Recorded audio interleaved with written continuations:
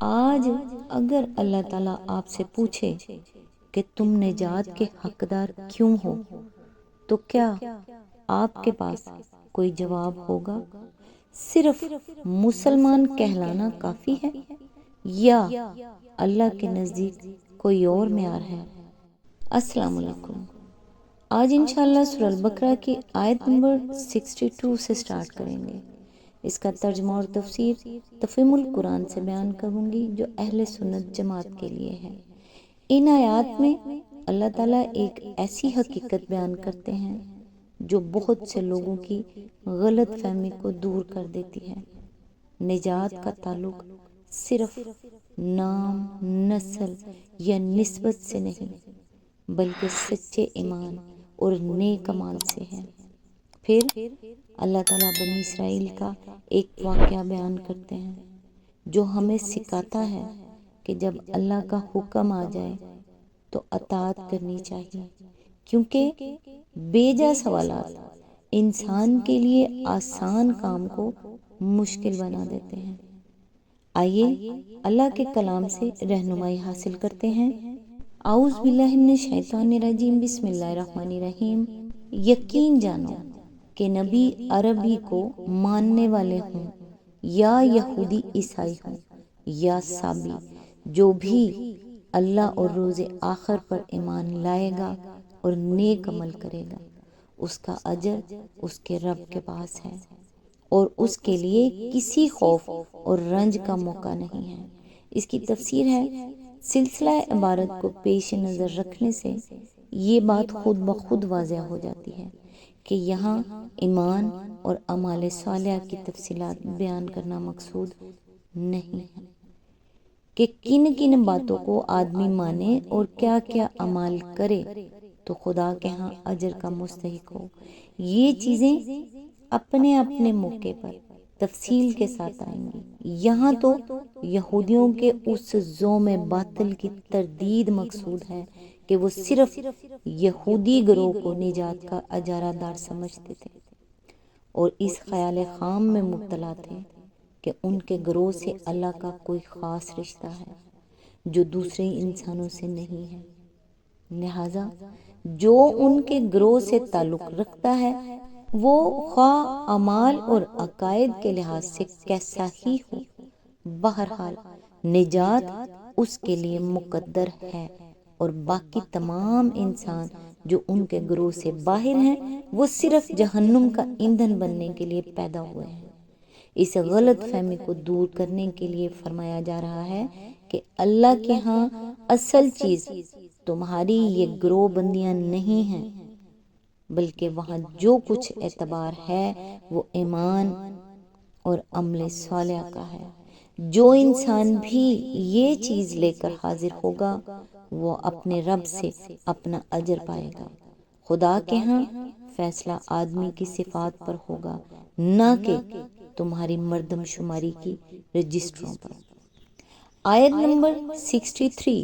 یاد کرو وہ وقت جب ہم نے طور کو تم پر اٹھا کر تم سے پختہ عہد لیا تھا اور کہا تھا کہ جو کتاب ہم تمہیں دے رہے ہیں اسے مضبوطی کے ساتھ تھامنا، اور جو احکام و ہدایت اس میں درج ہیں انہیں یاد رکھنا۔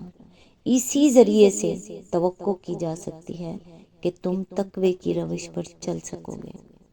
اس کی تفسیر ہے، اس واقعے کو قرآن مجید میں مختلف مقامات پر جس انداز سے بیان کیا گیا ہے اس سے یہ بات صاف ظاہر ہوتی ہے کہ اس وقت بنی اسرائیل میں ایک مشہور و معروف واقعہ تھا، لیکن اب اس کی تفصیلی کیفیت معلوم کرنا مشکل ہے۔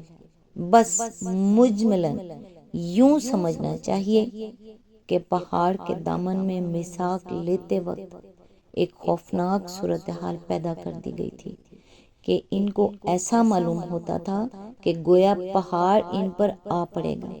ایسا ہی کچھ نقشہ سورہ الاعراف آیت نمبر 171 میں کھینچا گیا ہے۔ ملاحظہ ہو سورہ الاعراف حاشیہ نمبر 132۔ آیت نمبر 64۔ مگر اس کے بعد تم اپنے عہد سے پھر گئے، اس پر بھی اللہ کے فضل اور اس کی رحمت نے تمہارا ساتھ نہ چھوڑا، ورنہ تم کبھی کے تباہ ہو چکے ہوتے۔ آیت نمبر 65، پھر تمہیں اپنی قوم کے ان لوگوں کا قصہ تو معلوم ہی ہے جنہوں نے سبت کا قانون توڑا تھا۔ ہم نے انہیں کہہ دیا کہ بندر بن جاؤ اور اس حالت میں رہو کہ ہر طرف سے تم پر دھتکار پھٹکار پڑے۔ اس کی تفسیر ہے سبت یعنی ہفتے کا دن۔ بنی اسرائیل کے لیے یہ قانون مقرر کیا گیا تھا کہ وہ ہفتے کو آرام اور عبادت کے لیے مخصوص رکھیں۔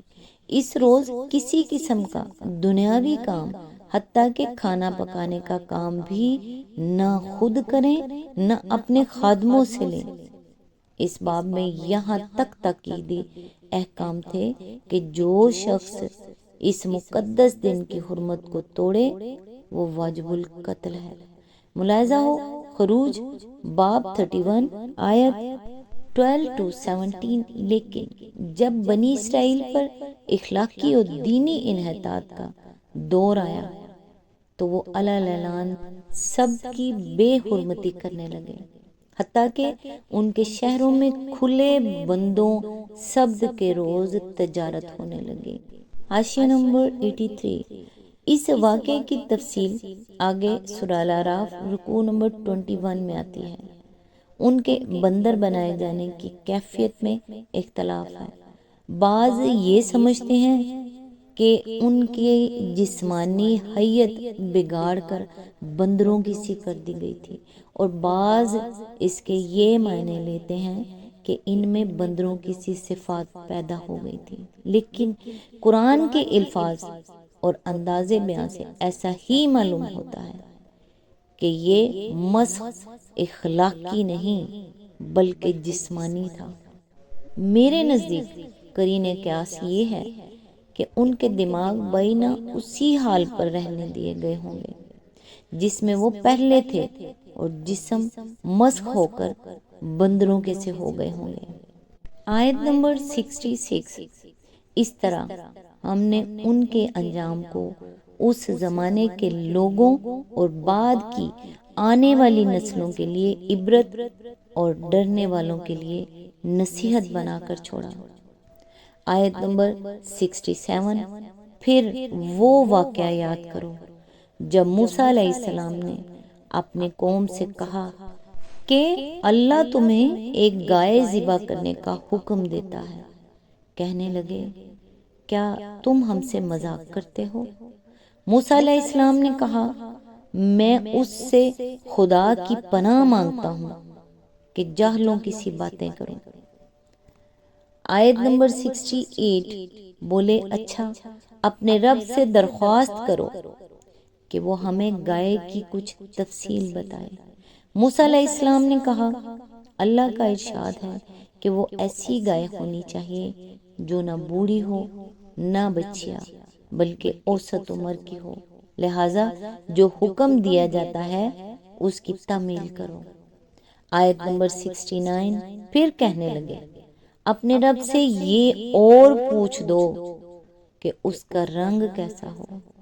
موسیٰ علیہ السلام نے کہا وہ فرماتا ہے زرد رنگ کی گائے ہونی چاہیے جس کا رنگ ایسا شوخ ہو کہ دیکھنے والے کا جی خوش ہو جائے۔ آیت نمبر 70۔ پھر بولے اپنے رب سے صاف صاف پوچھ کر بتاؤ کیسی گائے مطلوب ہے، ہمیں اس کی تعین میں اشتباہ ہو گیا ہے، اللہ نے چاہا تو ہم اس کا پتہ پا لیں گے۔ آج تک کے لیے بس اتنا ہی۔ نیکسٹ انشاءاللہ آیت نمبر 71 سے سٹارٹ کریں گے۔ رسول اللہ صلی اللہ علیہ وآلہ وسلم نے فرمایا مجھے چھوڑ دو جب تک میں تمہیں چھوڑے رکھوں۔ تم سے پہلے لوگ اپنے انبیاء سے کثرت سوال اور اختلاف کی وجہ سے ہلاک ہوئے۔ صحیح بخاری صحیح مسلم۔ سوچئے بنی اسرائیل کو صرف ایک حکم دیا گیا تھا لیکن بار بار سوالات نے ان کے لیے معاملہ مشکل بنا دیا۔ یہ واقعہ ہمیں سکھاتا ہے کہ اللہ کے حکم کے سامنے عاجزی اور اطاعت ہی کامیابی کا راستہ ہے۔ نیکسٹ ویڈیو تک کے لیے دعاؤں میں یاد رکھیے گا۔ اللہ حافظ۔